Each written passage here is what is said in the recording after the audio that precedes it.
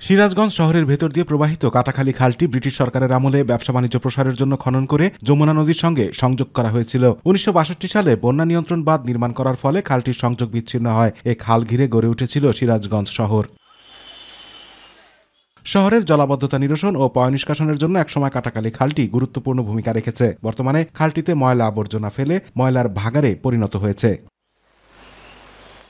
যদিও পৌরসভা থেকে খাল পরিষ্কারের জন্য লোক নিয়োগ দিলেও তাদেরকে কখনো কাজ করতে দেখেনি স্থানীয়রা। 2019 সালে একবার খনন কাজ শুরু হলেও বছরের পর বছর পৌরসভার সঠিক তদারকি ও ব্যবস্থাপনার অভাবে খালটি আগের মতো দূষিত হয়ে গেছে।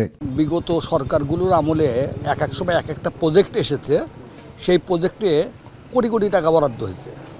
বরাদ্দ হওয়ার পরও একটা সুন্দর পরিকল্পিত কাটাখালী কিন্তু আমরা এখনো পাই নাই। কাটাখালী অপরিষ্কার থাকার কারণে মশা এবং আবর্জনা দিয়ে একটা বিশ্রী অবস্থা হয়ে গেছে।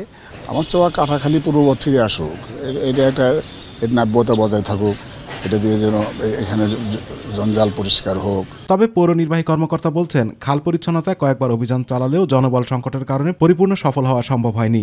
আমরা কাটাখালী খালকে আমাদের মতো করে পরিষ্কার পরিচ্ছন্ন করার জন্য অনেকবার অভিযান চালিয়েছি, কিন্তু আমরা জনবল স্বল্পতার কারণে 100% সফল কাম হতে পারিনি।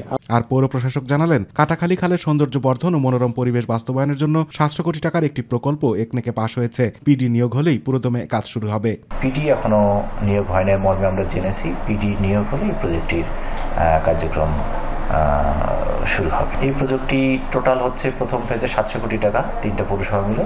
আতিকুর রহমান তিতাস, মাই টিভি।